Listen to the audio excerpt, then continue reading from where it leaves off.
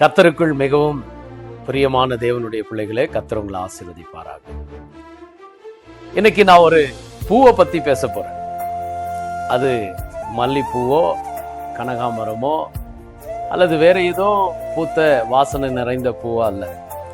சிலுவையிலே இயேசு கிறிஸ்து தொங்கும் பொழுது பேசின முதலாவது பூ மன்னிப்பு. அதை குறித்து நான் இன்னைக்கு உங்களோட கூட பேச போறேன். மன்னிப்பு மிகவும் கடினமானது. அது அவ்வளோ சீக்கிரம் யாராலையும் செஞ்சிட முடியாது. ஒருத்தனை நான் மன்னிச்சிட்டேன் அப்படின்னு சொல்லி தான் இருதயத்தை பகையில வச்சுன்னு போயிருக்கிற நிறைய பேரை என் வாழ்க்கையில பார்த்துருக்கிறேன். இங்க இயேசு கிறிஸ்து சிலுவையில லூக்கா புஸ்தகம் 23 அதிகாரம் 34வது வசனத்துல மன்னிப்பை குறிச்சு வார்த்தை பேசுறார். பிதாவே, இவர்களுக்கு மன்னி, தாங்கள் செய்கிறது இன்னதென்று அறியாதிருக்கிறார்கள். உண்மையாகவே இயேசு கிறிஸ்துவை போல யாராலையும் மன்னிச்சிட முடியவே முடியாது. ஒரு சின்ன உதாரணம் சொல்லிட்டு நான் முடிக்கிறேன். நம்ம ஒரு பைக்ல போயின்னு இருக்கிறோம். திடீர்னு யாரோ ஒருத்தர் பின்னாடில இருந்து வந்து நம்மளை ஓவர்டேக் பண்ணி இப்படி போயிட்டாங்க. நம்மளை லைட்டா டச் பண்ணிட்டாங்க.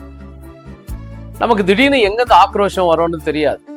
பைபிள் தூக்குவோம், ஜெபம் பண்ணுவோம், ஆராதிப்போம், ஆண்டவரை கனப்படுத்துவோம். இதெல்லாம் செய்திருந்தா கூட அந்த சூழ்நிலையை நம்மளால சமாளிக்க முடியாது.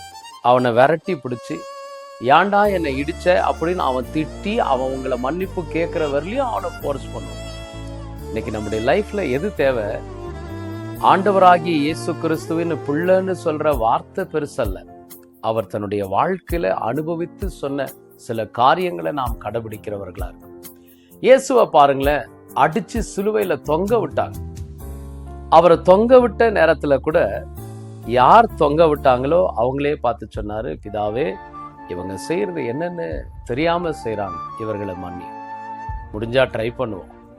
2026ல நிறைய விஷயங்களை மன்னிக்க முயற்சி பண்ணுவோம். நம்முடைய லைஃப்ல ஆண்டவருக்கு பிரியமான பிள்ளைகளா வாழ்ந்து மற்றவர்களுடைய பாவங்களை மன்னிக்கிறவர்களாய் நாம் இருக்க முயற்சி செய்வோம். கர்த்தர் உங்களை ஆசீர்வதிப்பார்.